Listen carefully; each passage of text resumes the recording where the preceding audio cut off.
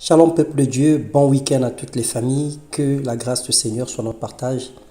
Ce matin, nous allons partager la parole de Dieu sous le thème « La loi de la vengeance » qui est une source de division. Nous bénissons notre souverain Dieu, nous le glorifions encore ce jour. Sa grâce nous suffit, sa main puissante nous protège et nous touche. C'est par lui que nous avons la paix, c'est par lui que nous connaissons des situations meilleures dans nos familles et dans nos pays.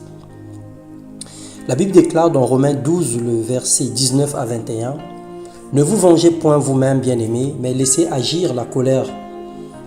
Car il est écrit, à moi la vengeance, à moi la rétribution, dit le Seigneur. Mais si ton ennemi a faim, donne-lui à manger, s'il a soif, donne-lui à boire. Car en agissant ainsi, ce sont les charbons ardents que tu amasses sur sa tête. Ne te laisse pas vaincre par le mal, mais surmonte le mal par le bien. » Mon frère, ma sœur, nous sommes parfois stupéfaits, totalement affaiblis devant les attaques, les provocations ou les accusations. Nous sommes souvent pressés par l'envie de réagir, montrer de quoi nous sommes capables. Mais dommage, l'Esprit nous interpelle et nous fait savoir que c'est une mauvaise attitude, ce n'est pas la meilleure façon de faire. En tant qu'enfants de Dieu, créés à son image et à sa ressemblance, nous devons agir exactement comme Jésus aurait pu agir. Il s'est laissé aller comme une brebis qu'on transportait à la boucherie. Il n'a pas cherché sa défense.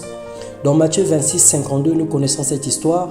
Alors Jésus lui dit, « Remets ton épée à sa place, car tous ceux qui prétendent prendront l'épée, périront par l'épée. Penses-tu que je ne puisse pas invoquer mon Père, qui me donnerait à l'instant plus de 12 légions d'anges ?» C'est Jésus qui parlait à Pierre lorsqu'il a sorti l'épée pour vouloir le défendre dans le jardin de Gethsémani et qu'il avait coupé l'oreille de l'officier. Jésus a dit qu'il avait la capacité de se défendre, mais c'était son chemin, il fallait qu'il parte à la croix et ce n'était pas nécessaire de pouvoir réagir à des provocations. La réaction est souvent animale car elle s'exécute sans réflexion, mais l'instinct humain domine la raison et l'action est humaine. Et le sage, car l'action est humaine et sage, car elle engage la réflexion avant les actes. En réalité, on devrait réfléchir avant d'agir, mais si nous agissons sans réflexion, nous sommes comme des animaux, parce que l'animal, dès que tu le touches, il a quelque chose d'automatique qu'il doit faire en fonction de la réaction. La vengeance est une source de division, une source de guerre civile, elle engendre des veuves, des orphelins. Le simple fait qu'aujourd'hui, tu vas te venger parce que quelqu'un t'aurait fait du mal, la personne que tu vas porter main peut mourir, la personne que tu vas porter main peut disparaître, et cette personne va laisser une veuve, va laisser des orphelins.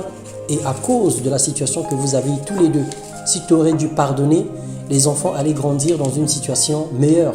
Mais à cause de ta colère, tu as emmené quelqu'un soit dans la prison, soit à la mort, et que les familles sont restées veufs, familles sont restées orphelins à cause de quelque chose qui pouvait se régler par le pardon. Alors laissons Dieu lui-même faire la justice. Ésaïe 35, le verset 3 à 4, la Bible dit « Dites à ceux qui ont le cœur troublé, prenez courage. Ne craignez point, voici votre Dieu, la vengeance viendra, la rétribution de Dieu. Il viendra lui-même et vous sauvera. » C'est ce que le Seigneur nous encourage et nous exhorte de faire. Ne rendez à personne le mal pour le mal. Recherchez ce qui est bien devant tous les hommes. S'il est possible, autant que cela dépend de vous, soyez en paix avec tous les hommes. Bénissez ceux qui vous persécutent, bénissez et ne maudissez pas, nous disait l'apôtre Pierre. Bien-aimé dans le Seigneur, je sais que ce n'est pas facile, je sais que c'est très difficile même aujourd'hui de baisser la garde, de croiser les bras, de ne rien faire, de ne rien dire suite à une provocation, suite à une situation. Mais nous avons une autre façon de se battre, nous avons une autre façon de se défendre. Les armes pour lesquelles le Seigneur nous a données ne sont pas des armes défensives. Ne sont pas des armes, je vais dire, offensives, mais ce sont des armes défensives. On peut se défendre au travers des armes spirituelles. On peut élever le bouclier pour que l'ennemi, lorsqu'il va lancer les flèches, que nous puissions parer les flèches avec le bouclier. On peut utiliser la vérité pour faire entendre raison à celui qui nous rentre dedans. On peut porter le zèle, les sandales. On peut avoir le zèle de l'évangile pour refuter toutes les mauvaises choses en ce qui concerne par rapport à la parole de Dieu. Donc les armes que nous avons, c'est pour nous défendre et non pour attaquer ou remettre les coups par les coups. Que le Seigneur nous aide à supporter ces choses. Que le Seigneur nous aide à faire en sorte que nous soyons saints et irréprochables. Et que lui-même nous venge devant nos persécuteurs, devant nos oppresseurs. Heureux samedi à toutes les familles, soyez bénis. Que la paix demeure dans vos maisons et que la grâce du Seigneur soit votre partage.